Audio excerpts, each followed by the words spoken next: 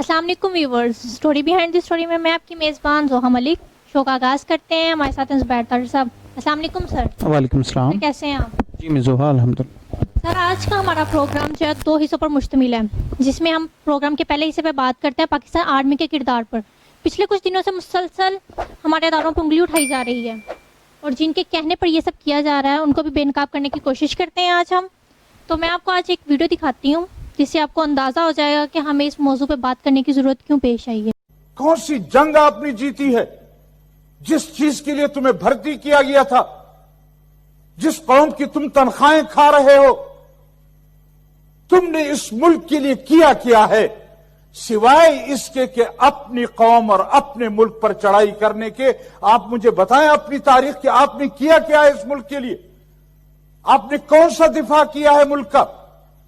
اپنا کام آپ سے ہوتا نہیں ہے اور ملک کے اندر اس طرح کے بحث چھیڑ کر آپ لوگ کیا حاصل کرنا چاہتے ہیں؟ جی تو جیسے آپ نے دیکھا کہ ہمارے یہ معزز سینیٹر صاحب ہمارے اداروں کے بارے میں کیا فرما رہے ہیں، تو آئیں اس سٹوری کے پیچھے کیا حقیقت ہے وہ جاننے کی کوشش کرتے ہیں زبیر صاحب سے.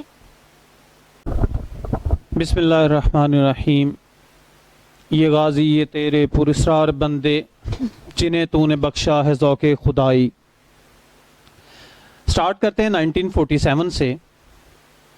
تو ناظرین کرام 1947 میں جب انڈین آرمی اور پاکستان آرمی کے اندر اسلحہ ڈیوائیڈ کیا گیا تو پاکستان آرمی کو وہ اسلحہ دیا گیا جو جنگ عظیم اول کے اندر ناکارہ ہو گیا تھا.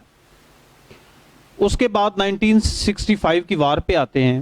1965 کی وار جو ہے وہ ساری دنیا جانتی ہے کہ سب سے بڑی ٹینکس کی وار تھی، جو کہ بھارت اتنے زیادہ ٹینکوں کو لے کر پاکستان پہ حملہ آور ہوا اور جم خانہ کے اندر وہ صبح کا ناشتہ کرنا چاہتا تھا.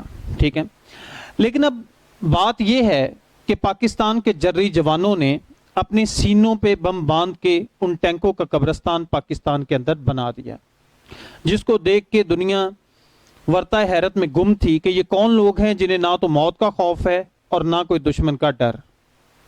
ہمارے ایک میجر نے انڈیا کی ایک پوری برگیڈ کو اپنی ایک بٹالین کے ساتھ BRB نہر پہ روکے رکھا، اور اس کے ساتھ ساتھ ہماری فضائیہ نے انڈیا کے 110 جہازوں کو تباہ و برباد کر دیا، اور نہ صرف پاکستان کے اندر آنے والے بلکہ ان کے علاقے کے اندر جا کر ان کے پورے جو ایئرپورٹس تھے، جو عسکری ونگز تھے، ان کو تباہ و برباد کر دیا.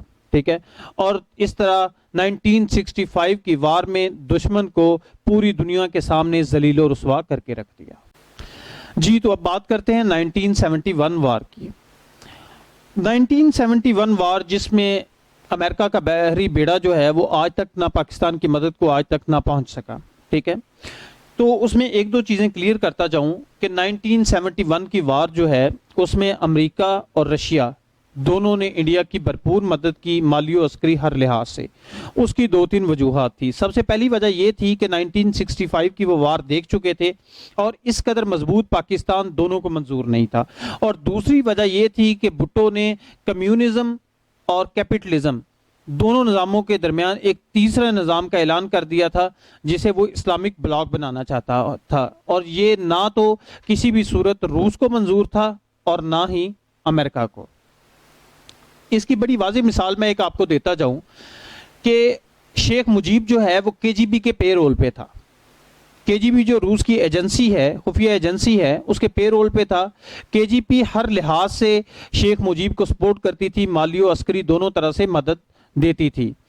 جیسے ہی شیخ مجیب کا کام مکمل ہوا، KGB نے وہ لوگ جو اس کے اپنے لوگ ڈپلائے تھے مشرقی پاکستان کے اندر، اس کے ذریعے سے شیخ مجیب کا قتل کروا دیا اور شیخ مجیب کا نام و نشان مٹا دیا تاکہ پیچھے کوئی ثبوت زندہ نہ بچ سکے.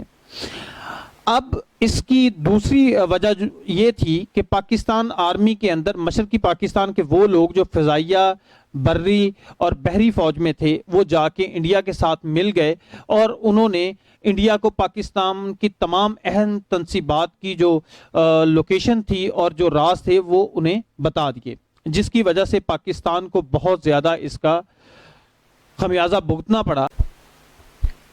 اور دوسری اہم وجہ یہ تھی کہ شیخ مجیب کو भारी अक्सरियत हासिल थी, लेकिन भुट्टो ने कि मैं वज़ीर आज़म बन सकूं 1 यूनिट को तोड़ दिया, जिसकी वजह से बांग्लादेश जो कि पहले से ही बांग्लादेश के लोग जो कि पहले से ही भारत के हाथों में खेल रहे थे, उनके अंदर नफ़रत मज़ीद गहरी हो गई और सिविल नाफरमानी का आगाज़ हो गया। हमारी आर्मी की सप्लाई लाइन को काट दिया गया और हमारी आर्मी बुरी तरह से फंस गई। इन सब वजूहात की बिना पर हमें मशरक़ी पाकिस्तान का सान्या देखना पड़ा। पाकिस्तान बनने की मुखालफत में ये सब लोग पेश थे, बल्कि ये पाकिस्तान के बनने को गुनाह करार देते थे। इन सेनेटर साहब की जमात और इनके आबाओ अजदाद ने पाकिस्तान की सरेआम मुखालफत की, जिनमें मौलाना आज़ाद साहब, उलमाए हिंद और इसके अलावा ANP के बाचा खान शामिल हैं, जो कि कायदे आज़म को काफ़िर आज़म करार देते थे। और आज भी जब इनके मुंह से बात निकलेगी तो पाकिस्तान टूटने की बात निकलेगी। ये बताना पसंद करेंगे कि इन्होंने पाकिस्तान के लिए क्या किया। 70 साल से ये असम्बलियों के अंदर हैं, पाकिस्तान की आवाम से इस्लाम के नाम पर वोट लेके आते हैं, लेकिन एक भी बिल 70 सालों में ये प्रूव कर दें जो इस्लाम के नाम पर इन्होंने पास करवाया हो।